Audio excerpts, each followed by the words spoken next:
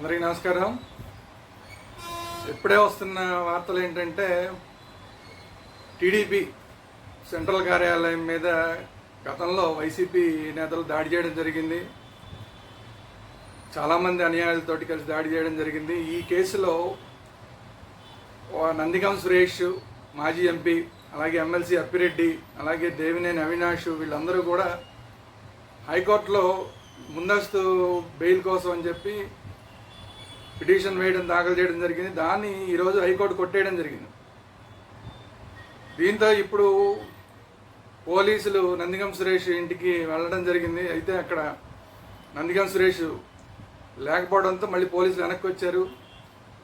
ఇప్పుడు మొత్తం అందరూ కూడా ఎవరైతే దేవినేని అవినాష్ కానీ, నందిగం సురేష్ కానీ, లేదా అప్పిరెడ్డి కానీ, లేదంటే ఆ రోజు ఎవరైతే టీడీపీ ఆఫీసు మీద దాడి చేశారో ఆ గుంటూరు, విజయవాడ ప్రాంతాల్లో ఉన్న ఎవరైతే వీళ్ళ అనుయాయులు ఉన్నారో వీళ్ళందరూ కూడా ఫోన్లు ఆఫ్ చేసేసి అందరూ కూడా అప్స్కాండ్ అయిపోయి అండర్ గ్రౌండ్ అయిపోయినట్టు తెలుస్తుంది.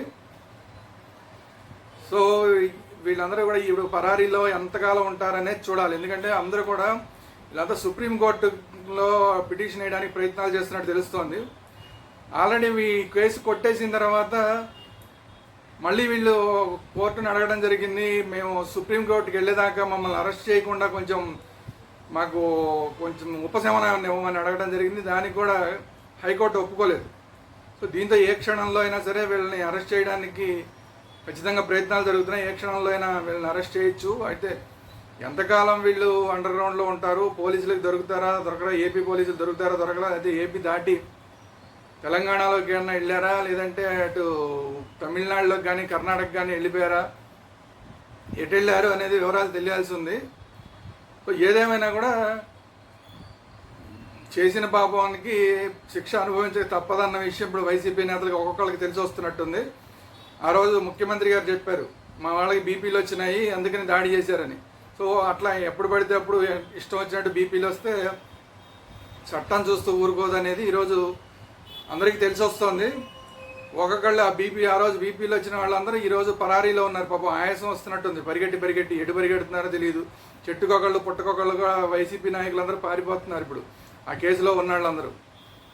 సో మరి అనవసరమైన చోట బీపీలు వస్తే ఇలాగే ఆయాసాలు తెచ్చుకోవాల్సి ఉంది పరిగెట్టి మరి చూద్దాం. వెనకాల ముందైతే వీళ్ళందరూ పారిపోతున్నారు, వెనకాల పోలీసులు పడుతున్నారు.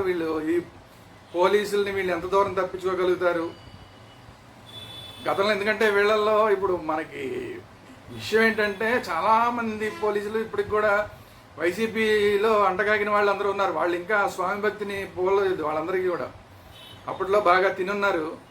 ఆ తినున్న వాళ్ళందరూ కూడా బాగా కొవ్వెక్కిపోయి బాగా సంపాదించుకున్న పోలీసులు ఎవరైతే ఉన్నారో వాళ్ళందరూ కూడా ఇప్పుడు ఈ వైసీపీ బ్యాచ్కి సహకరిస్తున్నారు. ఎక్కడికక్కడ పోలీసులు ఇటు వస్తున్నారు అటు వస్తున్నారు, ఈ ఇన్ఫర్మేషన్లన్నీ ఇస్తున్నారు అనేది గతంలోనే మనకి అర్థమైంది. గతంలోనే ఈవీఎం పగలగొట్టిన అప్పటి ఎమ్మెల్యేని అరెస్ట్ చేద్దామని ప్రయత్నం చేసిన సందర్భంలో కూడా పోలీసులు లీకులు ఇవ్వడం వల్లే అతను చాలా కాలం తప్పించుకోవడం జరిగింది. వాళ్ళ తమ్ముడు అసలు ఇప్పటికీ దొరకలేదు. సో ఇప్పుడు కూడా పోలీసులు ఎవరన్నా సహకరిస్తున్నారా వీళ్ళు పారిపోవడానికి, రాష్ట్రాన్ని దాటి వెళ్ళిపోవడానికి అని చెప్పి డౌట్లు వస్తున్నాయి. ఎందుకంటే ఆల్రెడీ అవినాష్ అసలు దేశాన్ని వదిలి వెళ్ళిపోవడానికే ప్రయత్నం జరిగింది.